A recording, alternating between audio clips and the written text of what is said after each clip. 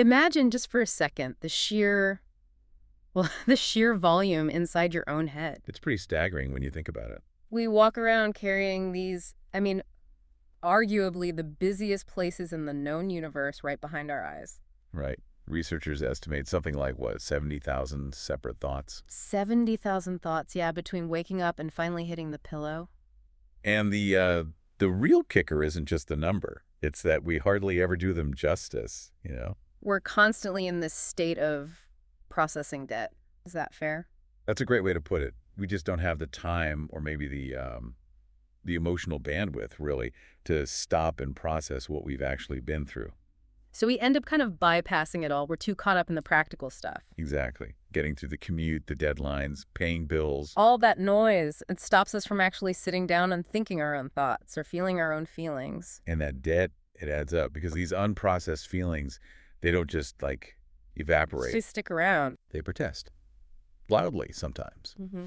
If you refuse to really acknowledge and, articulate a healthy anger. It doesn't just go away. No, it kind of leaks out sideways. It becomes this diffuse, chronic irritability. Okay, I see that.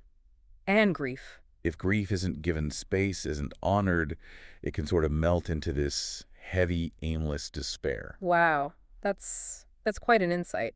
So when we look at different kinds of mental distress, you're saying they're often the end result of these long periods where we just didn't have the strength or maybe the safety. Or just the opportunity, yeah. Yeah. The chance to process or mourn what happened, what we lost, what we endured. Okay. So the mission for us today in this deep dive is to offer a kind of countermove. Precisely. We want to guide you towards let's call it a nightly ritual, a 5-step self-exploration. Designed to sort of appease the source of the trouble, shine a light in the shadows. Exactly. To make sense of all that emotional complexity before, the mind starts demanding a really high price, like a psychiatric price. Okay, let's unpack this. We start by facing that sort of constant hum of anxiety, right? Mm-hmm. Which brings us to the first big question we need to ask when things get quiet. Which is? What am I really worried about? Ah, yes. And that word really is doing a lot of work there. It feels a bit counterintuitive, doesn't it? We usually think we know what's bothering us. Why is the first worry often just a smokescreen? Well, the mind's incredibly protective. And anxiety often shows up as a feeling, as a motivation, before it becomes a clear thought. So you can feel anxious for ages. Months, even years, operating under this sort of heavy fog of just general concern. Vague worry. Okay. So this question, it's a deliberate act. It's saying, okay, stop running, turn around. Let's actually pinpoint the real ailment. And focusing on that's the key to getting past the surface. Absolutely. We're masters of self-deception, aren't we? We often grab onto one worry, maybe one that feels concrete, something we can maybe solve. Like a shield.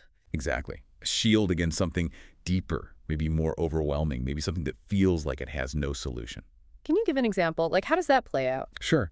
Think about maybe obsessing for weeks about a work presentation, a performance review, let's say. Okay, yeah. Concrete. Stressful, but definable. Right. But what that intense focus might actually be doing is shielding you.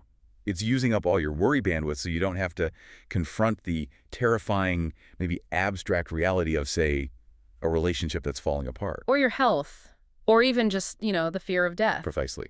Those big existential things we push away. So we need that follow-up question, too. Which is? What worry might be hiding behind the worry that's got me obsessed right now? Yes. It's like realizing the smoke alarm isn't about the toast you burn. It's about a fire downstairs. Exactly. You have to keep peeling back those layers. Get beneath the surface ice to the actual current flowing underneath. Okay. So once we get past those defenses around fear, the next couple of questions seem to push us toward acknowledging, the small hurts. The daily stuff. Yeah, the micro injuries we collect. The second question is really about allowing vulnerability. What am I presently sad about? And that's hard because as adults, there's this constant pressure, right?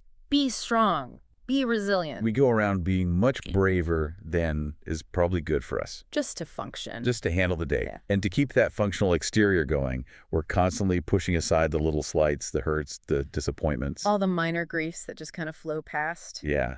We choose stoicism because we're afraid. Ah. We fear that if we actually acknowledge how sensitive we are, we'll just fall apart. We think we can't afford to be fragile. Right. But ignoring it like that, it has a real psychological cost. Yeah. The moment you actually give yourself permission to ask this question, Yeah. what am I sad about? You realize stuff did get to you. Yeah. Despite your competent adult self, lots of small things probably managed to bruise you today. But isn't there a risk there? Like if you ask, what am I sad about? Couldn't you just end up wallowing or making mountains out of molehills? That's a fair point, but the intention behind it changes everything. How so? The ability to actually explore the ways you are easily bruised, the ways you react sensitively, maybe like a child would. That's not weakness. That's actually a sign of maturity. Really? Yeah. It takes real strength to look at your vulnerability without just sinking into feeling like a victim. So it could be tiny things. Absolutely tiny. A joke that fell flat, maybe your partner seemed a bit distant, a friend didn't call back, your boss seemed unimpressed. Okay. The goal isn't necessarily to fix it in that moment. It's just to notice it. To signal to your own mind that its feelings, even the small sad ones, actually matter. Okay, that makes sense. And that courage to feel sadness connects to the third question, which is about friction. Yeah, the inevitable friction of dealing with other people. Who has annoyed me and how? Which also feels tricky. We live in a society that really values politeness, right? Keeping the peace. The norms of civilization. Yeah. It feels almost wrong to admit, even just to yourself, that you're annoyed or upset with someone. And yet, think about it. Does any day really go by without someone annoying you or frustrating you or kind of stepping on your toes, even if they didn't mean to? Probably not, no. And that internal pressure, if you don't acknowledge it, it just builds and builds until maybe you snap at someone totally innocent later on. Right. Your spirit will feel so much lighter if, just in private, you can bring yourself to formally spell it out. Like, Yeah. what exactly happened? How did that make me feel? It's like you have to become your own sympathetic listener. Yes, you have to internalize that soothing process. Think back to being a kid. If you were lucky, you came home from school, maybe something bad happened. And you could tell a parent, yeah, someone kind who just listened. Exactly. Now, as adults, we need to internalize that. We need to be that kindly listener for ourselves. So it's about using our own inner adult. That's a perfect way to think about it. You deploy your inner adult, the mature, calm, analytical part of you, to soothe the part of you that's easily flustered, the inner child. Who is also easily calmed, if heard. Often, yes. You're essentially being your own primary caregiver in that moment, providing that vital emotional discharge. Okay, but what if that internal caregiving fails? What if the inner adult just dismisses the hurt or refuses to name the anger? Where does all that energy go? Ah, well, it doesn't just disappear into the ether. It settles somewhere. Precisely. Which brings us very neatly into the physical realm. And the fourth question, what does my body want? This feels crucial because so much of what we feel but don't process mentally. It gets dumped. Like unwanted heavy luggage dumped straight into our physiology. The body becomes this, like, ultimate unfair container for our unresolved emotional lives. Okay, this sounds less philosophical now and more mechanical. Like, how does an argument you had in your head translate to a tight shoulder? Well, think about the stress response. When you feel strong emotions, anxiety, anger, your sympathetic nervous system fires up, prepares you for fight or flight. Right, the adrenaline, the cortisol. Exactly. Now, if you stop the intellectual or verbal expression, you don't shout, you don't argue, you don't even acknowledge the anger fully to yourself, that physical preparation just stays switched on. Ah, so the muscles stay tense. The muscles stay tense, maybe your stomach stays acidic, your heart rate stays a bit elevated, and over time, that chronic low-level activation becomes the backache, the migraine, the knots in your stomach. The body is literally holding on to the argument you refuse to finish. Wow, okay. So the practice here isn't just passively listening, it's more active, like taking an inventory. Yes, an emotional inventory of the flesh. You do a mental scan, maybe head to toe, asking what each part needs. Not just rest, but release. So questions like, what are my shoulders trying to tell me? What burdens are they carrying? What does my stomach want to say about the anxiety I'm swallowing? What do my tired legs need? They sound almost rhetorical, but you're saying they're not. Not at all. It's incredible how often when you genuinely ask and listen, there are surprisingly clear, concrete answers waiting. Your body really does know what it needs. You just have to give it permission to speak. Okay, so we've appeased the anxious mind, acknowledged the sad heart, listened to the burdened body. What's left? Fortification. We need to consciously inject a dose of resilience. And that brings us to the fifth and final question.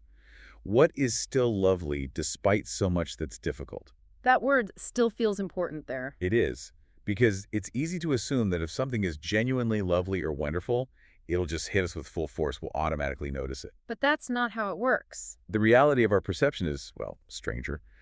Our brains have what's called a negativity bias. Ah, I've heard of that. Hardwired for survival. Exactly. As a survival mechanism, our brains are primed to focus disproportionately on threats, problems, scarcity, what's wrong. Which means the good stuff can just sail right by, unnoticed, even if it's right there. Pretty much. Because the brain's busy scanning for danger or difficulty.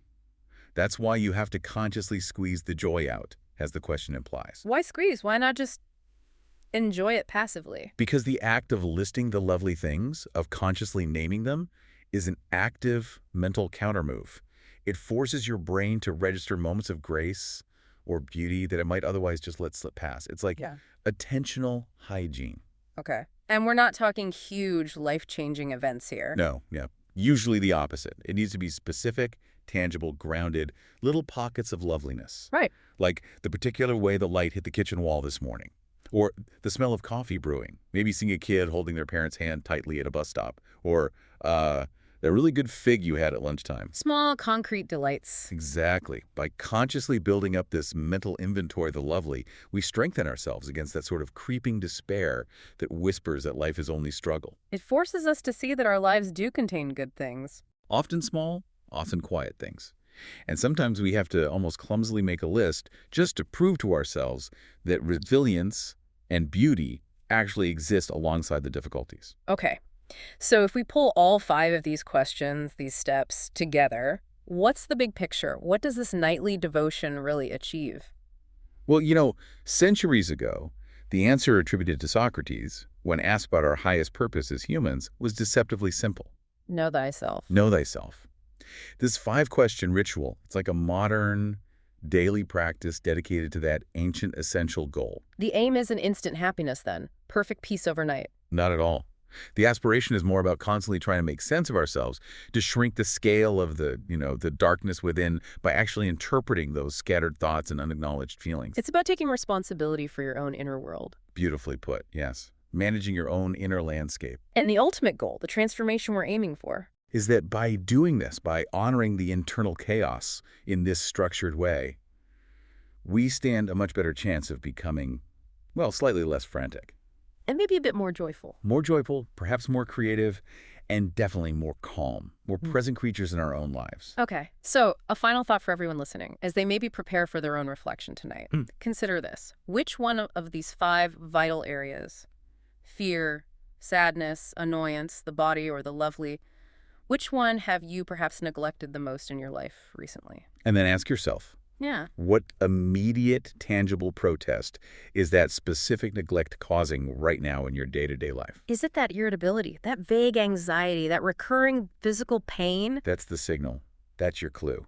And that's probably your best starting point for tonight's exploration.